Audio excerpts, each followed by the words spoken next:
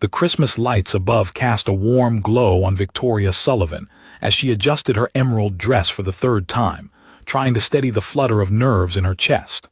At 34, she had long since convinced herself that first-date jitters belonged to her younger self, yet here she sat, alone in the upscale restaurant, feeling just as uncertain as when she had been 20. The reservation was under James Hendricks, a name her friend Rachel had insisted would be perfect. Victoria had hesitated, but after her divorce 3 years prior, she had thrown herself into her work as a pediatric nurse, believing that caring for other people's children could fill the void. Lately, though, the silence of her apartment had become unbearable, especially during the holidays. She glanced at her phone, 7:15, 15 minutes late. The waiter had refilled her water twice, offering sympathetic smiles that made her cheeks flush with embarrassment.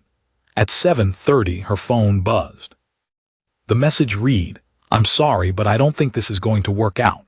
Rachel mentioned you were divorced. I'm really looking for someone without that kind of baggage. I hope you understand. Best wishes." Victoria stared at the text, the words blurring as tears pricked her eyes. She blinked them back, forcing herself to breathe slowly. She shouldn't have been surprised. This had happened before, too old, too work-obsessed, too damaged by her failed marriage. Each rejection had been another nail in the coffin of the life she had once imagined. Gathering her coat, she prepared to leave with dignity intact when a small voice interrupted. "Excuse me, miss. Why do you look so sad?" Victoria looked down to see a little girl, perhaps 5, with blonde pigtails and a red velvet dress that made her resemble a miniature Christmas angel. In her arms, she clutched a teddy bear, her blue eyes wide with genuine concern. "Oh, sweetheart, I'm okay," Victoria managed, forcing a smile. "Shouldn't you be with your family? That's my daddy." The girl pointed to a nearby table where a man sat with an older couple. He looked up, concern etching his features. "But I saw you and you looked lonely, like you needed a friend." Before Victoria could respond, the man approached. He was in his late 30s, with kind brown eyes and an apologetic smile that softened his well-tailored suit. "I'm so sorry," he said gently, taking the girl's hand. "Chloe, you can't just approach strangers like that." "But Daddy," she said, "I can help. I'm good at making people feel better. You always say so." Victoria felt something crack in her chest at the earnestness in the child's voice. "It's all right, really. She's very sweet." The man studied her face, noticing the dampness in her eyes, the half-unbuttoned coat, the empty chair across from her. "Bad date?" he asked quietly. The kindness in his voice, combined with everything else, made Victoria's carefully maintained composure crumble. "He didn't even show up. Sent a text saying I had too much baggage." She laughed, but it came out shaky. "Sorry, I don't know why I'm telling you this." "Because sometimes strangers are easier to tell," he said gently. He glanced back at his table where the older couple watched with interest. "Listen, I know this might sound strange, but would you like to join us? My parents and I are celebrating my dad's birthday.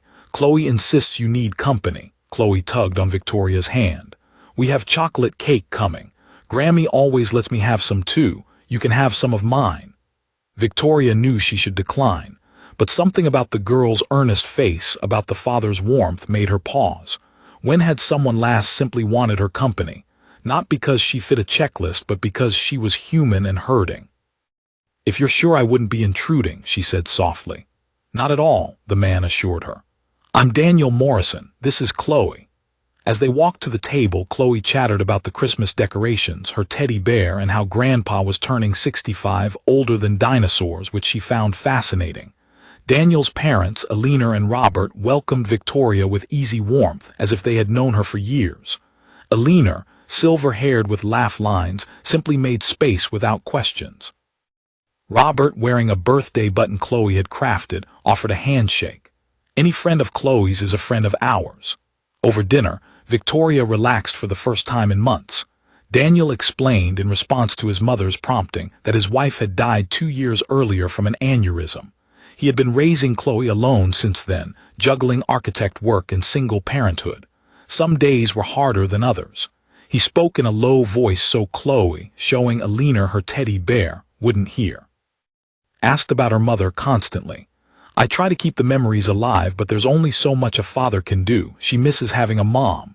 Victoria's heart ached for this makeshift family. She shared her work at the children's hospital, the joy of helping young patients heal, and how it had filled some of her own emptiness. Chloe's eyes widened.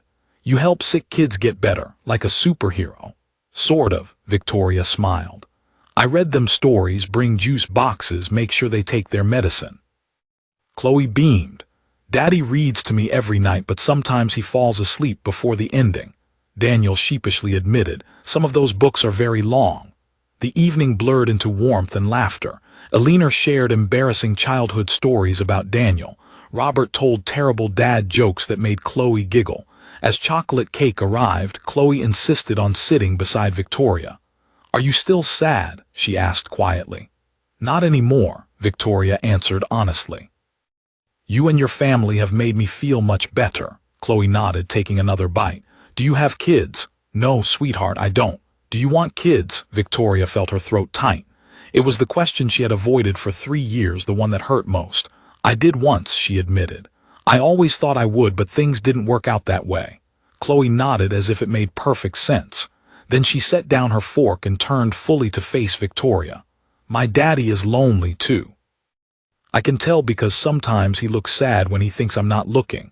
And I don't have a mommy anymore, which makes me sad sometimes even though daddy tries really hard. Daniel started to interject, clearly mortified, but Chloe wasn't finished. Can you be my new mom? The restaurant fell silent. Alina's hand flew to her mouth. Robert looked like he was trying not to smile. Daniel's face flushed. Victoria felt tears streaming down her cheeks before she could stop them. She knelt beside Chloe's chair, bringing herself to eye level. Oh, sweetheart, being someone's mom is a very special thing. It's not something that happens quickly. But you're nice, Chloe said, as if this settled everything. You're sad like daddy, which means you could make each other happy, and you work with kids so you already know how to be a mom. It makes sense. Victoria laughed through her tears. You are absolutely right that it makes sense, but your daddy and I just met. We're strangers. Then be not strangers first, Chloe said simply. That's what daddy says about making friends. First you're strangers, then you talk, then you're friends. Daniel finally recovered enough to speak. I am so sorry. Chloe, you can't just ask people to be your mother. Why not? You're always saying I should ask for what I need. I need a mom. She stumbled slightly over the word but delivered it with conviction. Victoria looked up at Daniel and saw her own astonishment reflected in his eyes, mixed with something else, hope perhaps, or possibility. I should probably explain, Daniel said, running a hand through his hair. Chloe been very focused on the concept of family lately.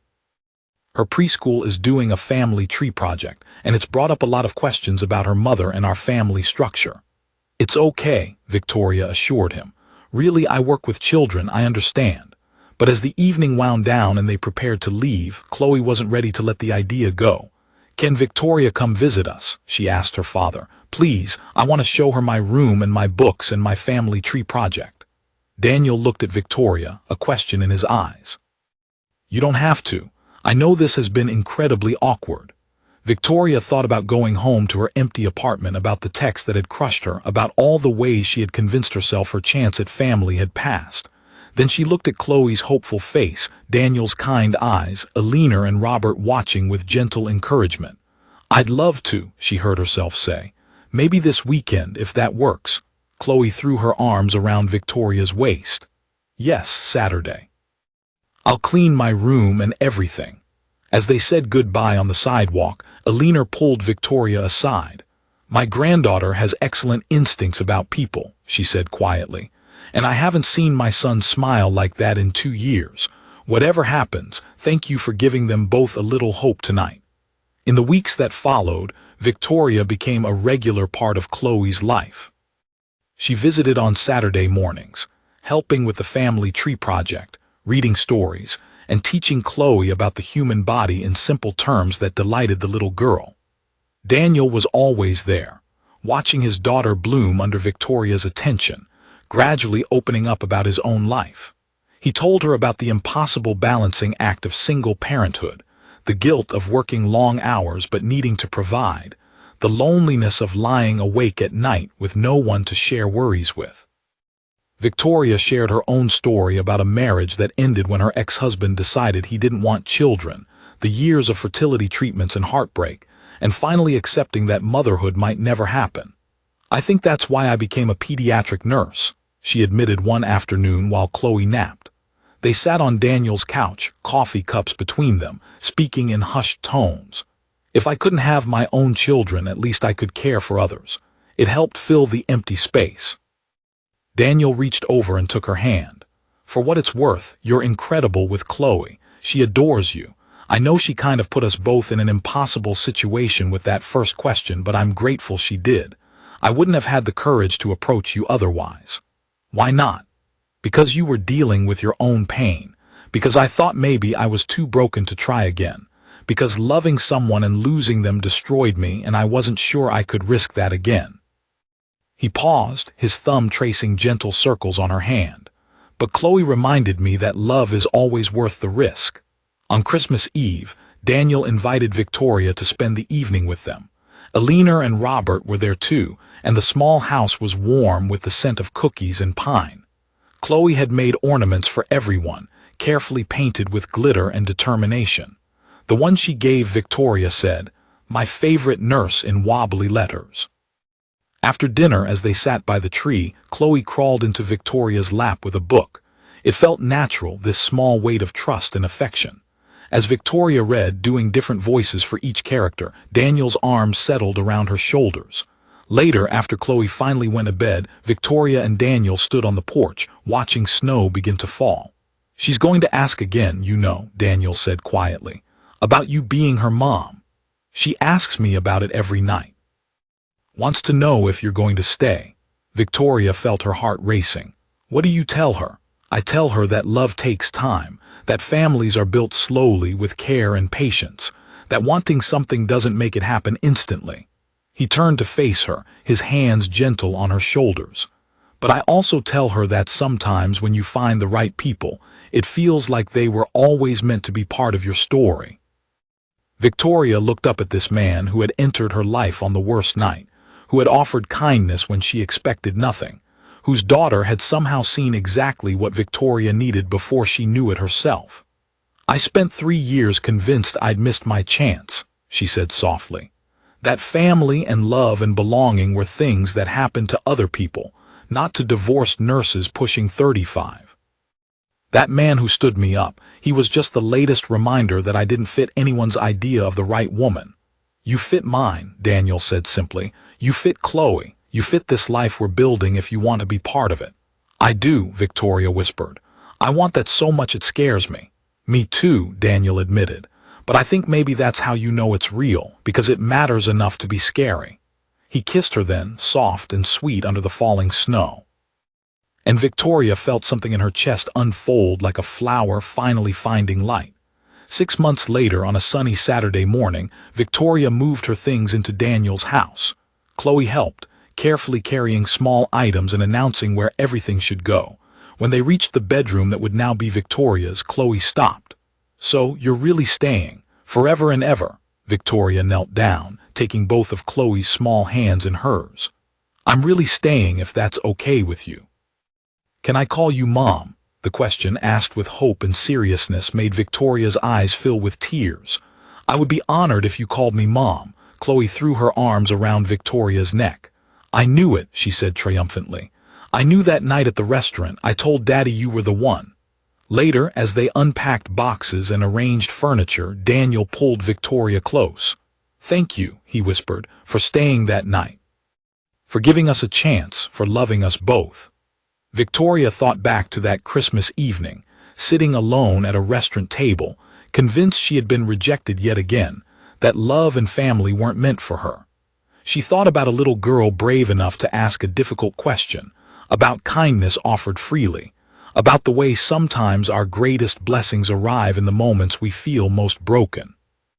"Thank you for seeing me," she said, "for letting Chloe approach a sad stranger, for inviting me into your family, for showing me that it's never too late, that the right love finds you when you least expect it."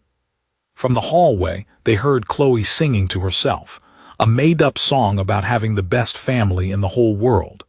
Daniel and Victoria looked at each other and smiled.